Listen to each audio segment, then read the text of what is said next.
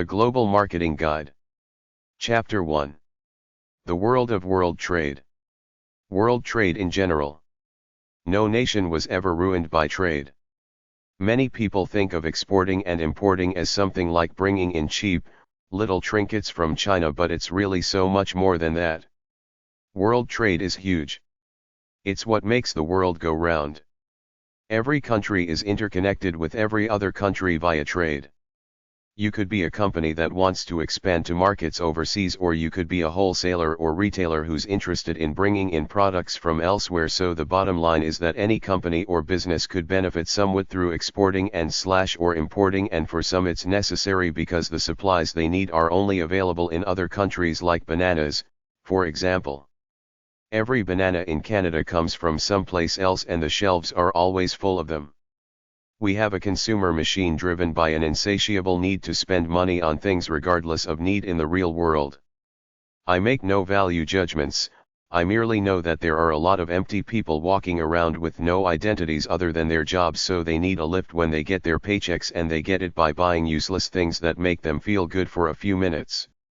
The world is full of neat items with very few people with enough initiative to cross borders and supply the people with this dose of international novelty. The potential to make great money is there, especially if you can find some neat products and contract them out to some giant like Walmart.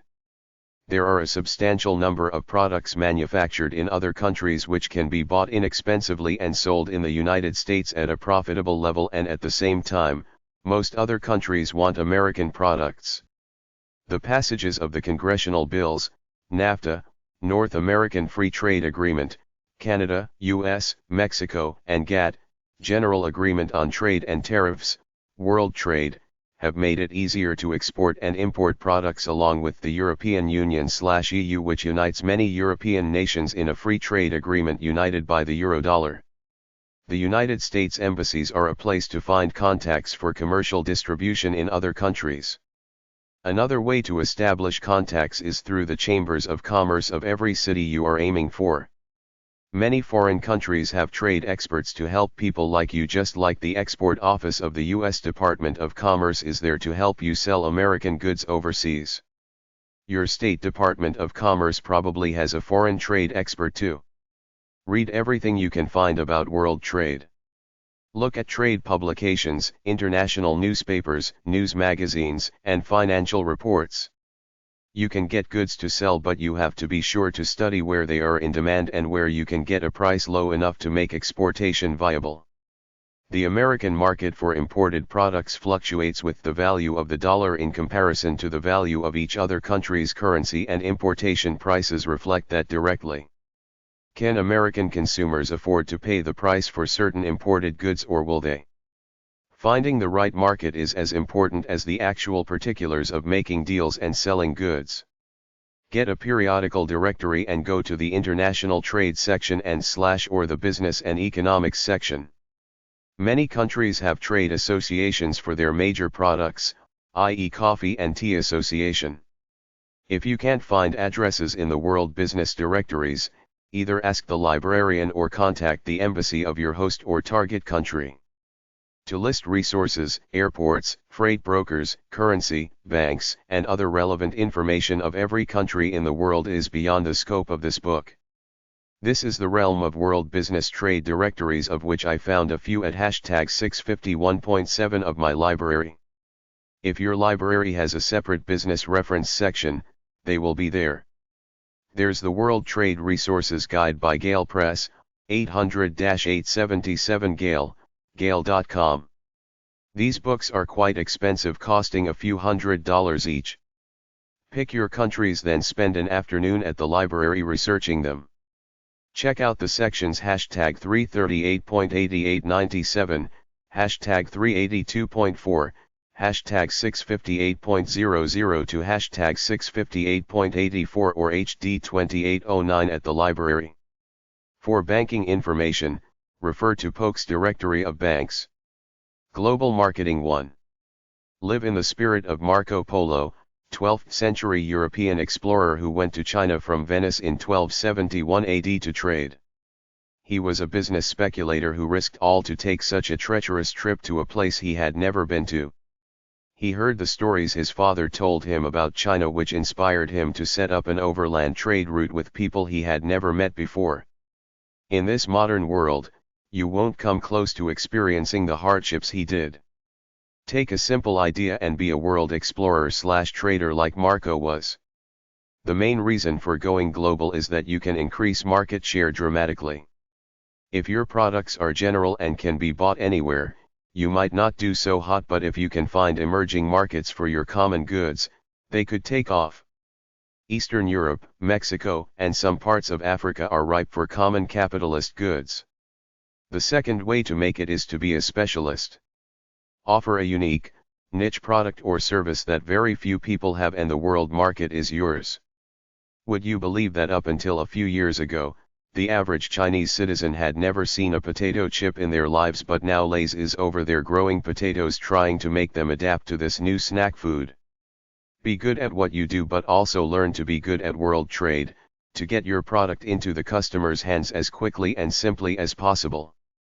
Research the air cargo and air package delivery services well, so the information is right at your fingertips for quick use. Trade treaties like NAFTA and GATT have made international trade easier. The cost of shipping is lower. As Dickens said in The Tale of Two Cities, something like it's the best of times and the worst of times, which means your destiny is up to you. It's what you make of it, regardless of what's currently going on in the world.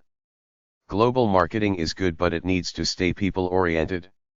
The problem is that with the increasing technology it entails, a lot of people think it's all about technology and not about people anymore. It's always about people, who are emotional creatures, which is why you have to cater to your customers and prospective customers like babies. With your advanced technology, don't lose sight of providing quick, simple service to the customer and make it very easy for him to do business with you. Never use a recording to answer your phones during regular business hours. If your technology breaks down, have a simple solution to keep the business chain moving. The rules for global marketing are the same as for local marketing.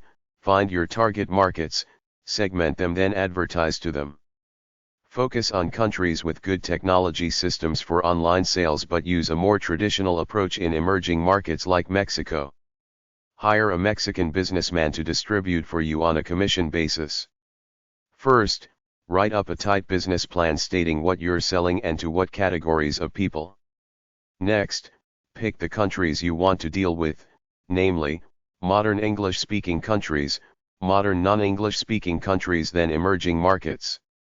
Design an informative, entertaining website that helps this particular group of people in the field/hobby/interest they're in, which is also the field that your inventory of products is in, so you give them a chat room, a news group, a buy and sell service for their used goods to sell to one another, current information, etc. Then give your sales pitch, offering incentives like low prices, quick delivery, free shipping, etc., and in exchange, they buy stuff from you. If you're good, they will keep coming back. Get the website translated to several other languages. Start on your quest to market to your target groups in the countries you picked. After you make a few sales, continue to make good offers to this customer base so they keep coming back to you. Learn the intricacies of foreign targeted markets. Global marketing too.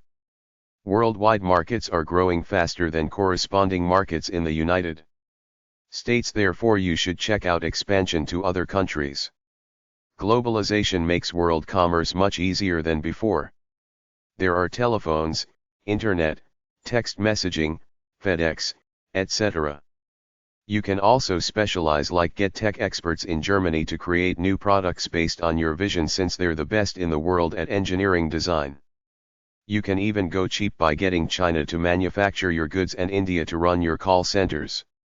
Study foreign countries in terms of the following factors: access to affordable capital and suitable sites for the development of factories/stores, access to resources and raw materials, availability of appropriate media for marketing, availability of transportation and communication channels, costs and methods of resolving disputes, currency exchange rates, customs, laws, and import restrictions, economic trends, Foreign investment and approval procedures.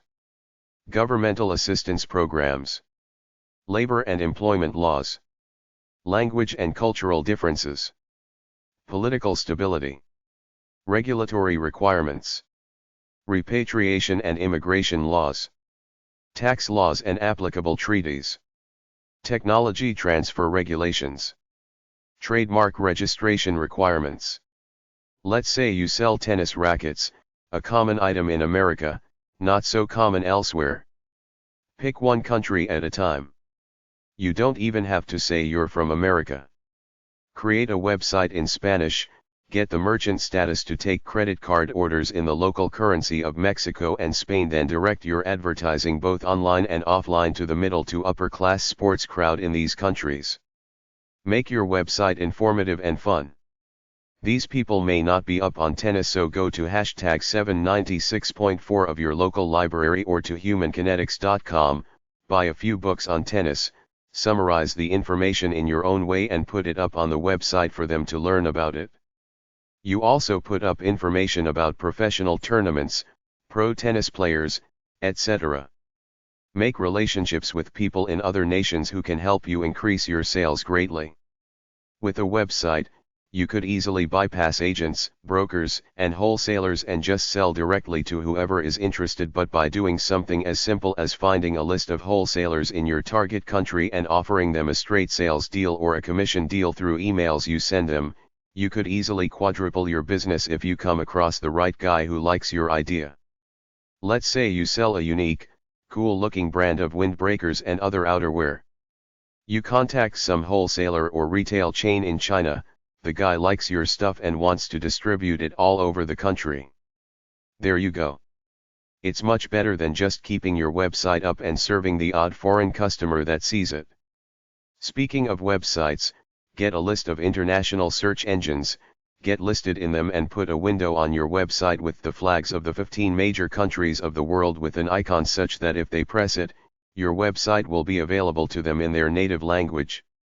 With a business that deals primarily with Canada and the United States, you can still get international orders relatively easily by advertising through such international vehicles as the International Herald Tribune and TV stations like CNN or the Discovery Channel, which are virtually universal by now.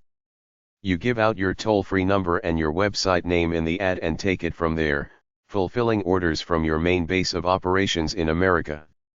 You can get international toll-free service with any of the major carriers which provide toll-free calling from most of the countries in the world. You can choose which countries you want to have access to your toll-free number. You can also use the phone and fax through the internet telephone, for much cheaper. Staff your phones with multi-language operators if applicable. Another way is to set up a branch office or branch plant in other areas. Many countries want business to come into their countries and will have tax breaks and grants for incoming businesses. Let's say you set up an office in Ireland to advertise your product to all of Europe. You advertise the conventional way, then when requests for information and/or orders come in, you fulfill them the usual way. You could have a warehouse set up and ship your products in via air cargo or ship, manufacture the product right there or send it directly to the customer from your main plant through DHL or some other worldwide delivery service. Imagine setting up a branch plant for your business in China, hiring a couple of English-speaking Chinese guys to place ads for a toll-free number and website in Chinese, get orders, and fulfill them. This could supersede your business in America. You also have demographics on the American continent.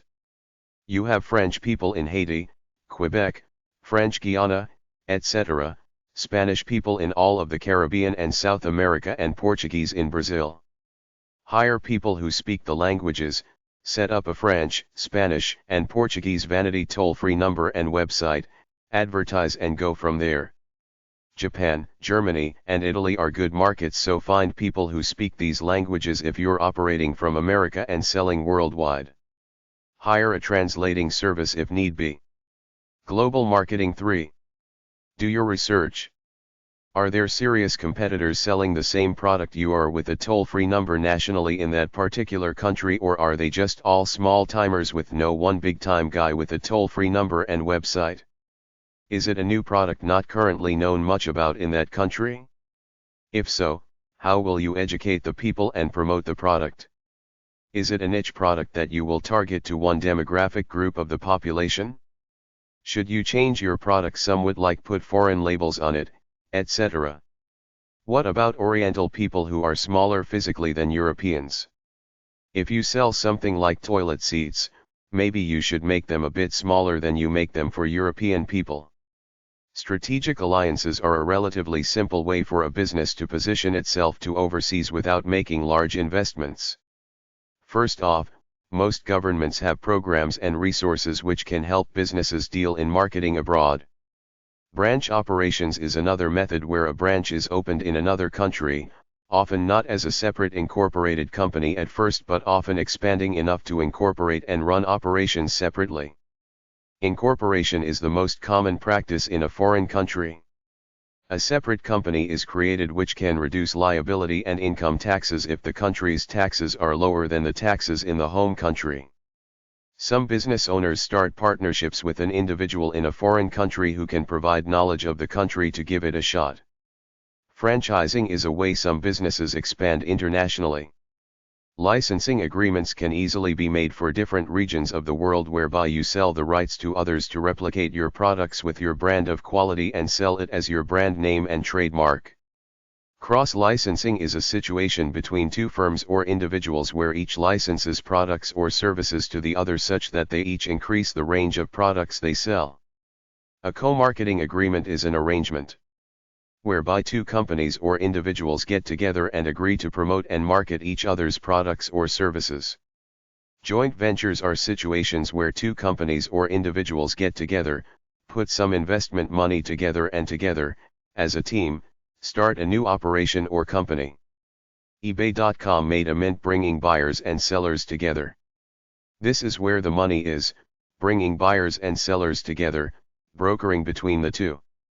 Let's say your great hobby in life is collectible dolls, so you set up a website where like-minded people all over the world can come on, meet each other and have fun together. Then you offer a doll buy-sell service where you get 5% of every sale and also sell your own dolls, doll clothing, and doll houses in the process, or simply charge $5 per ad per week. You target your efforts to this one community of people. ebooks.com started in response to a woman operating a little bookstore in Victoria, BC, Canada, who fulfilled a request of a customer to find a hard-to-find book. Word got out that she did this, so she got hundreds of requests. Her husband saw her mail all sitting on the kitchen table, saw a need and created the website. Sign up with a major ISP that has worldwide connections like AOL. Refer to my travel book for information about the countries of the world. Try number 337, hashtag 338.8897, hashtag 658.049, hashtag 658.8002 or HD62 and HF1359 HF5415 at the library. Global Marketing 4. Global trading is in a boom period because of the lowering costs of doing world trade and all the emerging markets out there among the formerly poor nations who now want to become capitalist nations. Currently the prosperous, well-developed nations are the logical ones to do business with because they have money, but they're already established. You will have competition with most products in these countries, but there is wealth there. It's a good place to get started in world trade. Do it with an affluent country. After this, you can go off to the emerging markets, the poor nations hungry for capitalism. For a country to start doing world business with, look for one similar to yours, which means you want English-speaking people with Judeo-Christian, European values who live relatively close to you. This is where you can learn about what it takes to succeed in world trade with another country. Ireland is always a good bet. So is the Netherlands. The poorer countries can be good potential if they are democratic, politically stable with some manner of a technological infrastructure, minimal bureaucracy, and a populace hungry for capitalist jobs and material goods. China is a communist dictatorship in name only. They are bending over backwards to make it easy for foreigners to do business there. On the other hand, India is a democracy, but the bureaucracy there is horrendous. Beyond some laws and cultural differences, the basic elements of business success are the same everywhere. I'm not going to repeat my entire business book here in summary form, but I suggest you read it and use the basic rules of business but tailor them to the country you're in. Consider China as an emerging market. There are 1 billion potential customers there. And it's not that hard to trade there from Eastern North America via the Suez Canal shipping route. Then there's the wealthy Middle East and Africa just for starters. It's not just the dollars and cents part of it. It's the adventure of it. We're no different than Alexander the Great, Columbus, or Marco Polo were when they set out beyond their shores to see what was out there. It can be a great adventure to go to a place like China, which is currently like the old Wild West of the business world. It's wide open. Anything goes. Great fortunes can be made quickly. The people are ready for capitalism, but it's not just capitalism. It's going to an entirely foreign culture to explore the people and the place.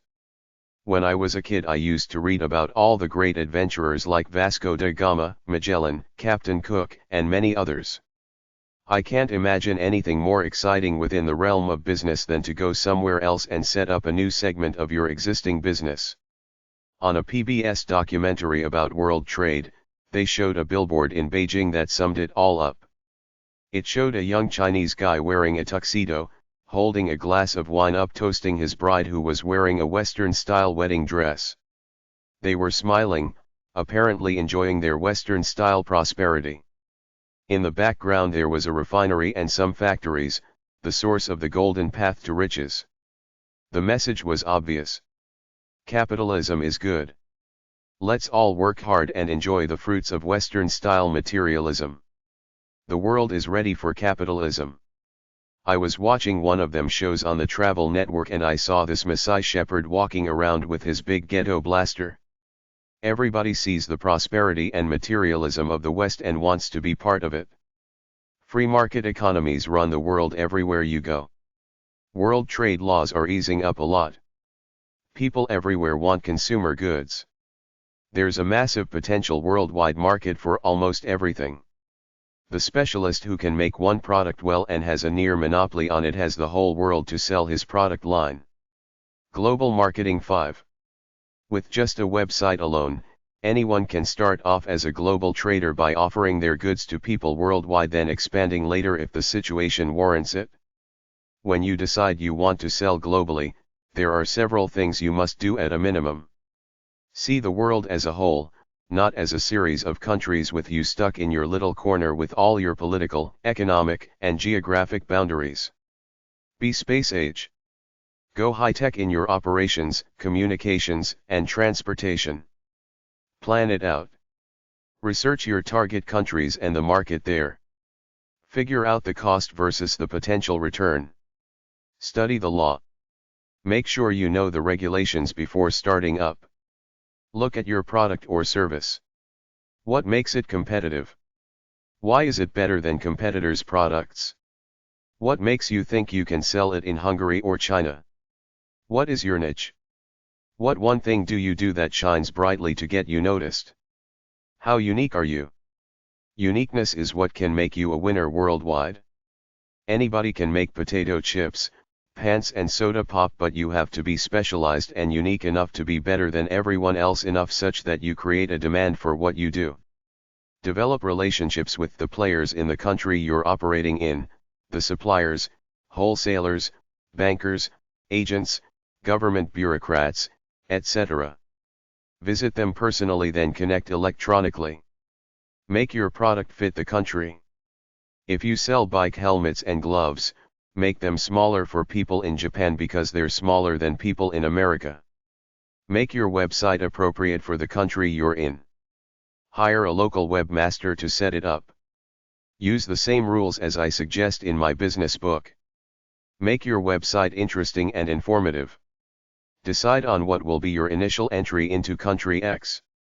It might just be a website managed from your home country taking credit card orders over the internet. You might just put an office there to go and seek clients to wholesale to, or you might go all the way and build a factory and retail outlet there. Don't go in blind. Visit first to get a feel for the place and people before you even decide to invest there. What about local health and safety laws? What about service after the sale? You only get one chance with the customer. If you're good, he comes back; if you're not, he doesn't. Some things in the United States are barely known overseas, like ice cream, potato chips, car rentals, iPods, Blackberries, email devices, quick photo developing, etc. What is the price that the customers will pay? Study the customers. Are they cheapskates or will they pay for quality? What about transportation? What about the availability of raw products? What are the people like? What are their customs? The Russians love American ice cream, but some Muslims think it's another sign of imperialist Americans. Go to their trade fairs in your industry. At least some will speak the business language of the world, English. What is the creditworthiness of people you're dealing with? Do your learning in your home country first. Try your techniques to sell here first, so you go into a foreign country knowing what's going on. Go to the government, state and federal, for information and help. Look at other companies like yourself, your competition. Study them with whatever public information is available. Try to learn about their overseas operations so you can copy some of it. Is the country politically stable? Is the currency stable? Is there a mafia there that will squeeze you out at the end of a gun, like the Russian oil industry, among other things in Russia? Be technologically connected, a subject I talk about in my business book. You can set up a computer network that connects the computers in your home country to the computers in countries where your branch plants are. You can have video meetings this way using webcams. Beyond that, you have email, websites, internet telephone to minimize, and there are even worldwide toll-free numbers coming onto the scene. You can use call centers from anywhere to do customer service or market from anywhere. The truth is that many companies in the United States contract out their customer service and support work to companies in India. The employees are mostly young college students who take on a pseudo-American sounding name and even take lessons to speak American English. Quite often, when you call a customer service line, you don't know if you're talking to someone in India and Ireland. One time, after calling an American company, I was talking to a guy with an Irish accent. I asked him where he was located. He said, Dublin, Ireland. One way some small companies make it is that they invite bigger, foreign companies to come in and buy them while staying on as managers. Some companies leave the home country altogether for production and only return to sell the product. Labor and goods are cheaper in some other countries. It might be a way to make it. For example, set up your widget company in Mexico, Jamaica, or Haiti, get the cheap labor who will be thankful for the job to make the stuff, their governments give you lots of incentives, then ship it back home to America. Find good people in the foreign countries to work for you. If you get slackers or con artists, you're screwed. Treat good foreign workers well. If you sell widget X to China, make all the accompanying literature like instructions, warranties, etc. in Chinese. Have some guts.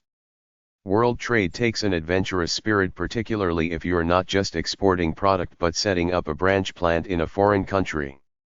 The Japanese say it's all about patience. When you go foreign, don't necessarily follow the rulebook of past success in your country. It will be an unmapped adventure. Don't sacrifice quality. Most of us here like chocolate bars, but most Chinese never knew what it was until a few years ago.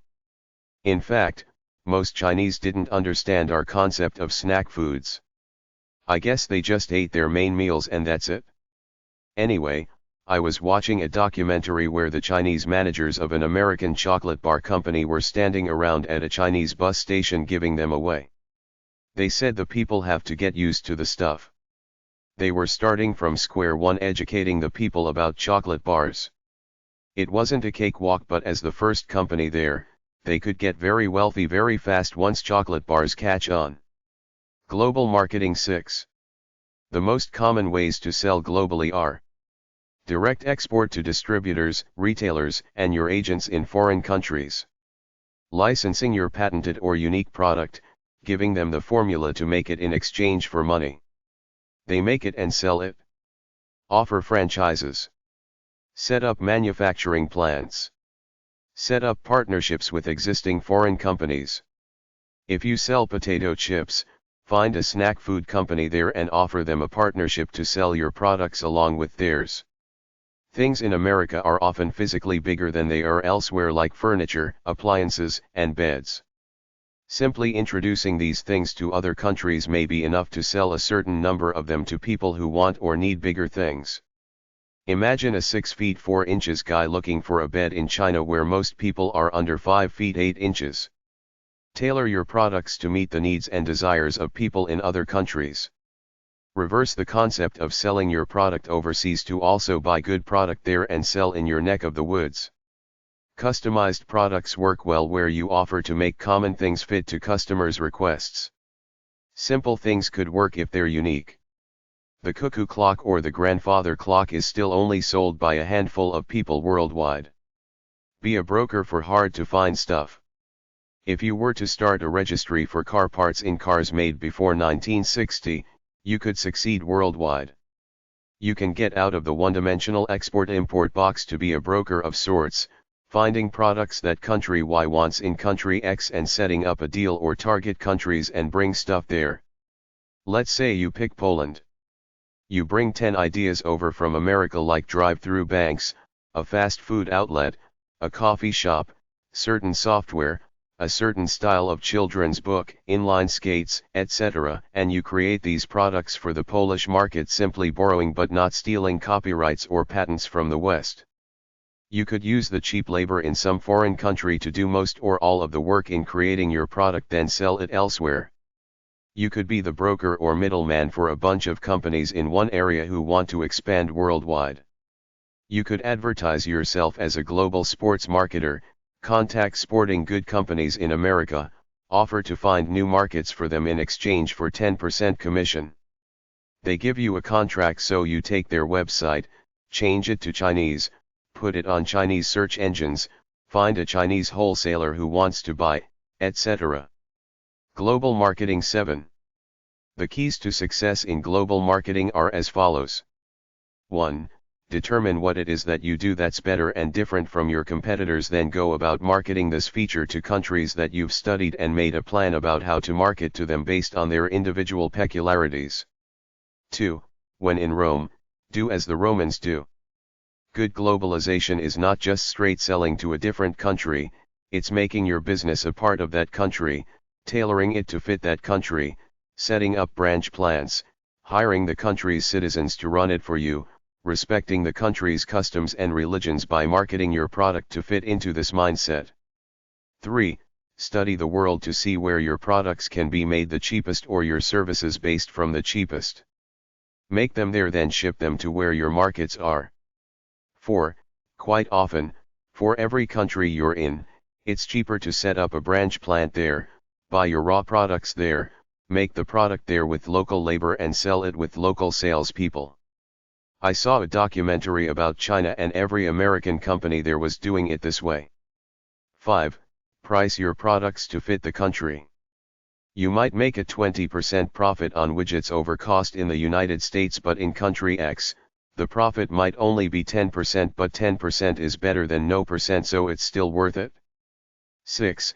In order to infiltrate a country successfully, don't just stick a few clones in from your native country and think they will get through to the foreigners. There are competent foreigners in every country who speak English, many of whom were educated in one of our British-originated countries. They know their local area and have capitalist minds. Hire them. 7. There are 3 types of economies country-wise. Prosperous, developed countries. Emerging nations. Poor nations. Tailor your marketing to the type of country you're in. 8. Run your subsidiaries as independent teams. 9. Let your subsidiary bosses do what they think is best in order to sell product in the foreign country. If the head of McDonald's in India thinks employees should wear turbans and serve Hindu dishes, do it. Let them be flexible. 10. The head office can't control all things in subsidiaries much, so give them enough autonomy to make their own decisions. If you're in the least bit serious about global marketing, at least set up a branch office where one or two guys, one guy from your home plant, another guy, a local of the foreign country, do the advertising and take the orders, and then you can either ship the product directly to every customer from your main plant or ship it over in bulk where they break it down and deliver to the customers. Global Marketing 8. When looking for potential markets in which to expand, do your homework before you leap in. Cultural differences exist. Don't underestimate them. Business ethics vary greatly around the world. There are websites and databases around that rate the countries in terms of business, particularly the European countries. Assess a region in terms of technology infrastructure, availability of raw goods and goods in general, labor pool, motivation of the society in general to make money, reliable electricity and water, a good economy in general. Emerging markets could be good because they don't have much going for them, but the country is very interested in expanding, so it could be a good opportunity for some businesses. Your best bet for world expansion are English-speaking countries, British Isles, Jamaica, Australia, New Zealand. Western Europe, middle class or wealthy people, many of whom speak English. Eastern Europe, emerging markets. South America, Caribbean because of close location. Mexico has a population of 95 million people, the economy is modernizing, and we have a free trade agreement NAFTA. Some Asian countries like Thailand, Japan, China, and Singapore. Countries and regions on the cusp that could go high-tech or stay in the dark are Latin America, Eastern Europe, Turkey, and Egypt, secular Middle East countries, India, Pakistan, and Indonesia, technically Muslim but progressive, and China, which still doesn't allow home internet access, only limited access in cybercafes. Deal with credit card orders. Put the local foreign currency price and the American dollar's price on the product. Another way to sell is the subcontractor. Find retail chains in other countries. Get them to distribute for you. You still advertise internationally, keep your generic English toll-free number and website, take orders from there and forward them on to your distributors elsewhere.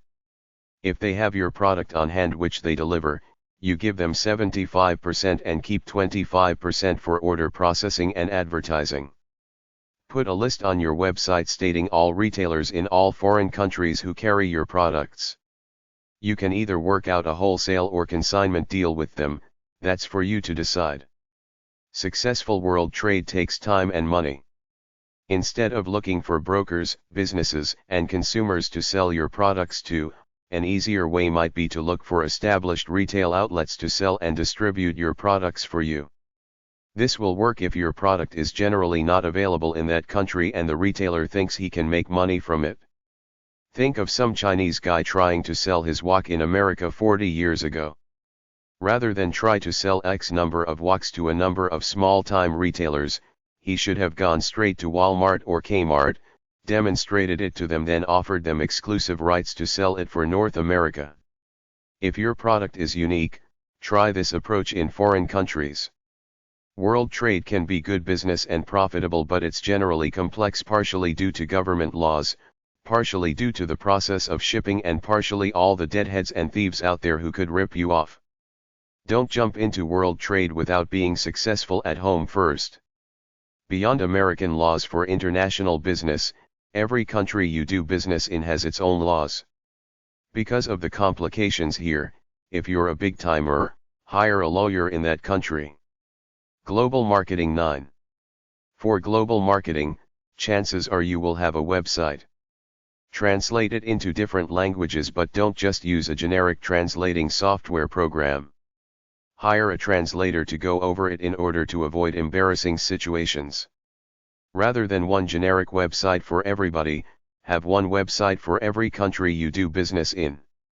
For example, if your company is called Goofy Colors, you create several different websites like goofycolors.com, main website, US.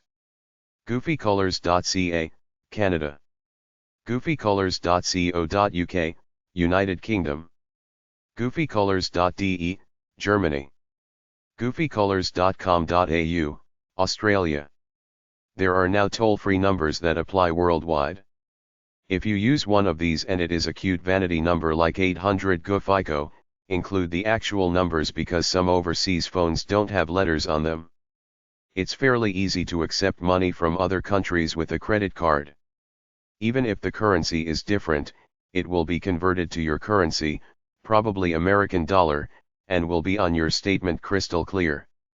You can also accept money orders and certified checks in US funds or whatever your country of business is, like Canadian dollars for a Canadian business, but there are good counterfeit money orders out there, so cash it at your bank first and wait a week or so until it clears in order to send your product out.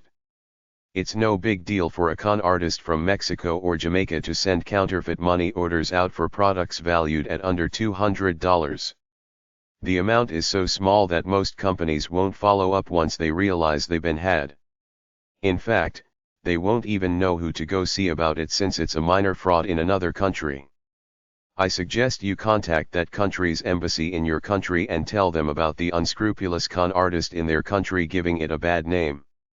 The current law is that you can mail a package out of the United States without any more formality than including a customs form with it that you can get from the post office or from most worldwide delivery companies like UPS and FedEx.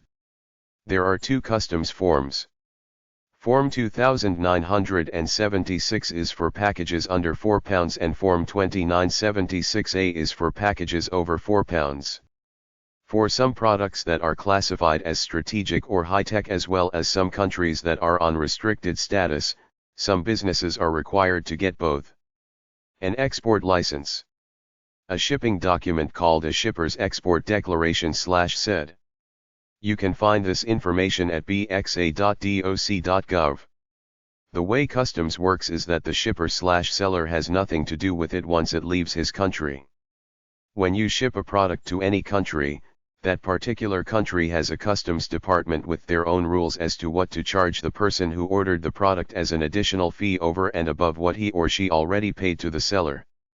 A lot of NAN people who don't understand global commerce, order products from another country and are then surprised when the postman in their home country comes calling with a customs form saying they owe X number of dollars, or other currency, more than what they already paid. This kills a lot of this kind of global commerce, sending packages from one country to the other, but some people pay to get rare or not common items that are difficult to get in their home countries, such as with books, CDs, tools, etc. My recommendation is to put up a statement on your website something like the following. Attention international customers. Every country has its own customs laws which could add an additional fee on your order once it reaches your country. Check with your country's customs department to learn more about what kinds of fees it charges for different categories of products. I'm talking about this one-on-one sales to make the point that it's fine, and you will always have some customers for this who are willing to pay the extra customs charges or are too lazy to drive the big city to find that book or CD they're looking for. But your best bet is a strategic partnership, to find local distributors for your products, either middlemen or actual retailers, or set up your own warehouse/plant and develop your own sales infrastructure into whatever country you're dealing with. Sell worldwide one-liners. Do you sell products that people outside your home country want? In other countries, they might have their own cheaper versions of what you sell, or they might not be interested in what you sell. Will you make money shipping stuff worldwide? Why ship pet food 5,000 miles? It's not that unique that it justifies shipping 5,000 miles. What about import laws? If you sell food, it's best to make it in the country you're selling it in. Create a great experience for international customers. Will you accept foreign currencies? What about language translation? On some websites, I see about 20 country flags. Each represents a foreign language that the website is in. Launch Australian, UK, German, Japanese and Canadian versions of your website. Get my travel book for info about countries. Consider marketing to ethnic minorities in your country. Look at companies with websites with a worldwide presence. Learn from them. Use their ideas. What can you offer to your target audience? You need smooth technology so everything operates easily. The customer has to feel like it's easy to buy, like it's not a big hassle to buy from another country. You have to decide if it's worth it because of the extra customs paperwork, currency conversion, etc. The internet is good to advertise your products, offer product service and knowledge and control operations in other countries directly from where you are through emails, net meetings, etc. So even if you don't use it to expand greatly, it still helps you conduct your business more efficiently. Use UPS or DHL to deliver goods to any customer on the planet. Don't have great expectations just because you put up a website in 10 languages. Your best bet is to target the American stay-at-home crowd. They're still the biggest consumers on the planet. Right after this, design websites particular to Canada, Britain, Ireland, Scotland, Australia, Germany, and Japan. They're your wealthiest countries. If you're getting good sales in a country, open up a distributorship or retail store there. If you're an American, you have potential markets in your home country like the Hispanic crowd. The most popular languages are English, French, Spanish and Chinese. People don't like shipping costs. They fear being ripped off online. An unknown company earns trust by selling low-cost items with free shipping. At emarketer.com, there was a big article about the way people in different countries like to pay for their goods. Here is a bot of what they said. French and Dutch consumers prefer to shop online, but pay by check. Swiss consumers can choose to receive an invoice by mail so that they can pay by check, money order, or credit card. Germans like to have the option of paying upon delivery or with a bank debit. Chinese online buyers also prefer COD, but also pay cash at a post office or use a debit card. Swedes are most comfortable paying online with debit cards, while Australians prefer credit cards. Japanese consumers order online but pay cash at konbini, local convenience stores such as 7-Eleven, where they pick up their purchases. Many foreigners don't own credit cards. There are loads of customs rules that put high tariffs on some products. The trashing of American business overseas.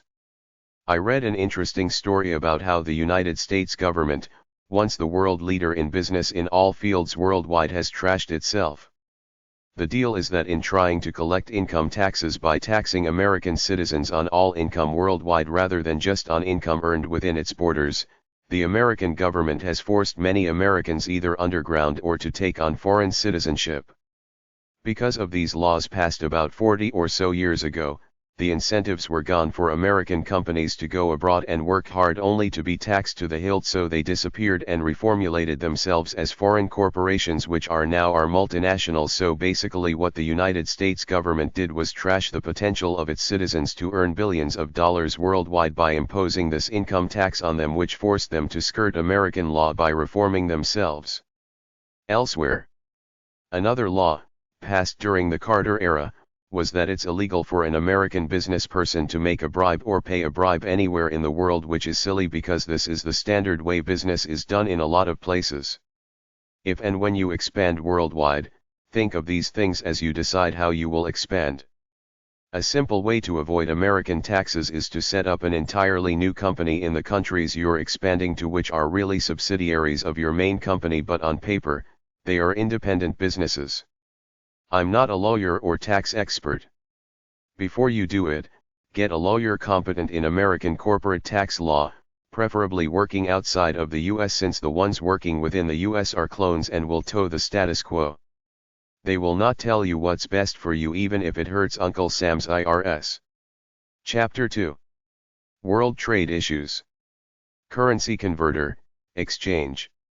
The major currencies are American dollar, Argentina peso, Australian dollar, Austrian shilling, Bahamas dollar, Belgian and Luxembourg franc, Brazilian real, British pound, Burma, Myanmar kyat, Canadian dollar, Chile peso, Chinese yuan, renminbi, Colombia peso, Czech koruna, Danish krona, Dutch guilder, Egyptian pound, Euro dollar, Fiji, dollar, Finnish marka, French, Monaco, North Africa franc, German mark, Ghana, Cedi, Greek drachma, Honduras, lempira, Hong Kong dollar, Hungarian forint, Iceland krona, Indian rupee, Indonesian rupiah, Irish pound or punt, Israel shekel, Italian lira, Japanese yen, Korean won, Luxembourg franc, Malaysian ringgit, Mexican nuevo peso, Morocco dirham, Netherlands guilder, Netherlands Antilles, Florine, New Zealand dollar, Norwegian krona, Pakistan rupee, Panama balboa, Peru novo sol, Philippines peso, Polish zloty, Portuguese escudo, Russian ruble, Saudi Arabian rial, Singapore dollar, South African rand, South Korean won, Spanish peseta, Sri Lankan rupee, Swedish krona, Swiss franc, Taiwan dollar, Thai baht, Tunisia dinar, Turkey lira, United Kingdom pound, United States dollar, United Arab Emirates dirham, Venezuelan bolivar. Virtually all currencies have a unit akin to the dollar, and then they break it down into a smaller unit, usually in hundredths, like 100 cents. Some currencies break their dollar down into either tenths or thousandths, smaller units. Because foreign currency rates fluctuate so much, your best bet is to get a hold of a recent copy of the Wall Street Journal, WSJ.com, to find out what the latest currency exchange rates are. You could buy an exchange rate calculator from a calculator store or a foreign currency dealer. British pound generally goes $1.70 US, French francs go 6 to $1 US, and German marks 2 to $1 US. In some countries like Russia, where they want American dollars, the cost for things would be much less than the official ruble exchange rate. If you bring American cash to Russia, people will sell you things for a good price if you give them American cash. Don't ask why, just accept this fact. The same goes for Israel and some Arabian countries. You might get some foreign cash here in America at a local bank, but for large amounts look in the yellow pages under foreign currency or currency dealers. If that doesn't work, try calling a local travel agent for advice. You could do it by mail order with Dayok International or the New York Foreign Currency Exchange. If you're traveling overseas, use your credit card and debit card for the best exchange rates. Be wary of foreign currency exchange rates. Get it changed here. Join AAA and request traveler's checks in foreign currencies. Call your local office for details. Airport booths charge high commissions for traveler's checks. Some foreign American Express offices charge a second commission when you redeem your traveler's checks for cash. Call 800-221-7282, AmericanExpress.com, aexp.com/travel, to find the free locations. For foreign cruises, the ship's purser's office will be able to exchange your currency. Hotels charge too much to convert currency. Try to get it done at a cheaper place like a bank. Try to get a major credit card. If you don't have one, then call their toll-free 800 number and ask about ATMs, automated teller machines, overseas and/or banks you can go to get cash there already converted. This will save you from carrying around lots of money, which is somewhat risky. When you return, try to exchange your leftover foreign cash at the airport foreign exchange window. If not, try the procedures already mentioned: banks, dealers, and Dayok. GoCurrency.com. afrol.com/html/services/currency_converter.htm. acu-rate.ca/converter/aconv.htm. moneyextra.com/rate/currency/converter. x-rates.com/calculator.html bloomberg.com/analysis/calculators/currency.htm xe.com/cuz, the currency update service. Free daily currency rate updates by email. bank-bank-canada.ca/english/exchange form. bloomberg.com/markets/currency/curcalc. bloomberg.com/markets/fxc, currency rates. cncurrency.com. cnnfn.com/markets/currencies.html. customhouse.com, 800-345-0007. dna.lth.se/curt/rates. europa.eu.int. europa.eu.int/euro, euro-dollar. exchangerate.com. finance.yahoo.com/m3?u. foreignmoney.com, 888-278-6628. gnn.com/gbi.bin/gnn/currency. habibbank.com/xfcc. inria.fr-robo2v/personnel/lavo/money faq/moneyabroad.html, travel and money. jeico.co.kr/currency1. library.sau.edu/bestinfo/online/onlindex.htm, universal currency converters and personal finance.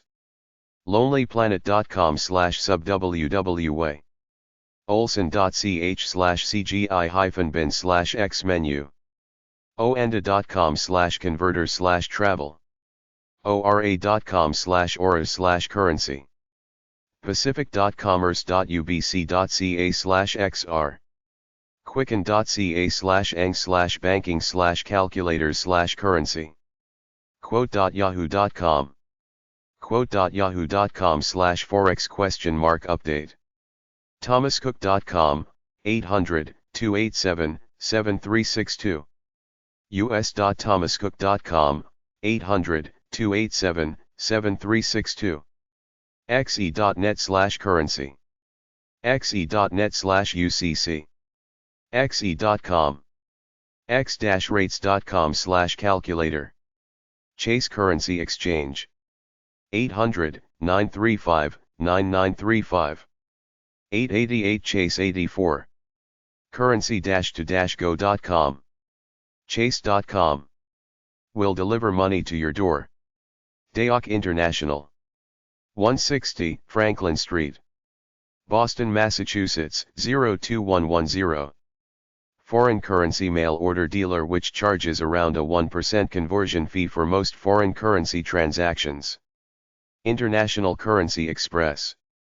888-842-0880. New York Foreign Currency Exchange. 800-346-3924. Ruche International Currency Exchange.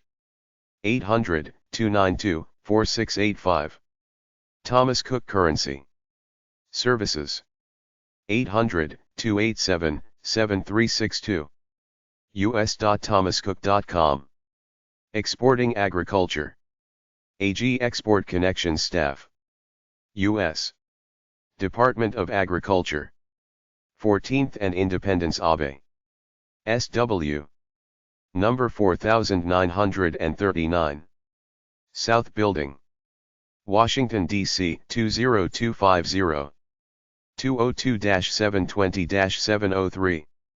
fas.usda.gov/exporter. Foreign Agriculture Service. U.S. Department of Agriculture. 12th St. and Jefferson Drive, SW. Washington, D.C. 20250. 202-720-9509. Fax, 202-690-4374. fas.usda.gov. For exporters of farm and forest products. AG Exporter Monthly Magazine. Foreign Agriculture Service. U.S. Department of Agriculture. 14th and Independence Ave. SW. Number 4647, South Building, Washington, D.C. 20250, 202-447-6343. USDA.gov. For exporters of farm and forest products. NAFTA/North American Free Trade Agreement. The North American Free Trade Agreement was implemented on January 1, 1994 between the United States, Canada, and Mexico to reduce trade barriers and make the three countries a zone of virtual free trade with systems in place to address issues regarding certain problem products such as lumber, beef, etc. NAFTA is very complex. It's not just free trade straight out. Some things are being phased in over time and other areas are a constant battleground. The major benefit is the elimination of tariffs for many but not all goods among the three countries. As far as I understand it, everything's supposed to be duty-free in 2008. The two key features of NAFTA are the Harmonized Commodity Description and Coding System/HS, an international, 6-digit commodity classification used by customs agencies to identify the tariffs that apply to the goods. Products are arranged into 97 categories and numbered based on this. According to NAFTA rules, in order to export your products, you have to find the number in the manual and assign it to your product. The Rules of Origin Clause. The NAFTA Certificate of Origin says where the product originated from. The information on the form includes the following factors: name and address of exporter, name and address of importer, description of the goods, HS tariff classification number, country of origin, regional value content/RVC. Goods originating in the NAFTA countries get the most tariff breaks.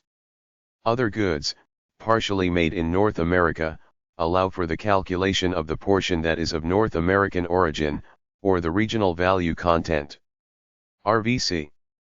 The RVC is calculated via two methods. The transaction value method. The net cost method. Goods not originating in North America are charged tariffs. The Certificate of Origin is the relevant trade document for NAFTA.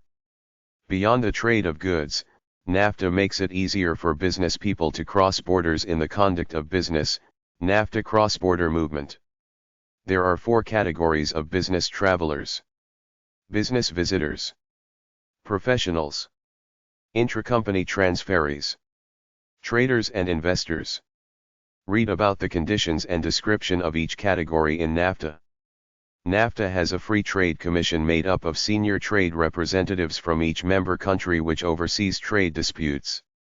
In order to make business go smoother in the other country, it is always good to have an address in that country, even if it's just a postal box or a mail forwarding address. NAFTA websites: canada.org.mx/english/index.htm, dfate-maci.gc.ca/nafta-alina, international.gc.ca/nafta-alina/menu-e.asp, dfate-maci.gc.ca/nafta-alina/cross-e.asp, cross-border movement. ESUSDA.gov/a/policy/GATT, General Agreement on Tariffs and Trade, World Trade Agreement. Infoexport.gc.ca/nafta/cross-border, cross-border movement. lib.umich.edu, choose Social Sciences Resources/Government and Politics/U.S. Government Resources, Legislative Branch/Legislate to see NAFTA, North American Free Trade Agreement. NAFTA.net, North American Free Trade Agreement. NAFTA-customs.org. naftalab.bus.utexas.edu. straightgis.ic.gc.ca. tech.mit.edu/bulletin/nafta.html. tpusa.com/nafta/nafta_facts, NAFTA. tpusa.com/nafta/nafta_facts/canada.html, Business in Canada. tpusa.com/nafta/nafta.html, North American Free Trade Agreement. NAFTA export pages. West Marketing Resources Group. 800-331-7384. nafta.net/mexbiz. NAFTA Flash Fax. Automated Information Service. Fax, 202-482-4464. NAFTA Info Line. 202-482-0305. NAFTA Information Desk. Revenue Canada Customs, Excise, and Tax. 555 Mackenzie Avenue, Ottawa, on Kia 0L5. 613-941-0965. Fax, 613-941-8138. NAFTA Secretariat, Canadian Section. 90 Sparks Street Suite 705. Ottawa, on K1P5B4, Canada. 613-992-9380. Fax, 613-992-9392. Product Arbitrage. In the United States, it's illegal to charge different prices for the same product unless there is some extenuating circumstance like the cost to transport goods to Alaska or Hawaii, but it's not illegal to do this among the many different countries of the world. The companies that sell anything want to maximize profits, it's that simple. If you do a bit of research on what the major products sell for in other countries and find product X selling for a lot more money in country X than here in the US, and it's easy to transport or easy to put into a package and ship to individual customers, provided that country does not have high customs duties which would be tacked on when they receive the product through a delivery service or a post office, you could make a lot of money. Let's say brand X cameras in country X cost double what they cost in the US. You contact the manufacturer or a wholesaler as a business owner interested in retailing these cameras, but don't tell them your intention to sell them in country X, then either sell them directly to a wholesaler there at a lower price than they're currently paying while still making a profit, going to the country yourself and unloading them at the cheaper price, or set up a website specifically for country X, something like brandxcamerascountryx.com, quoting a price much cheaper than the current retail price, and that's the basic idea.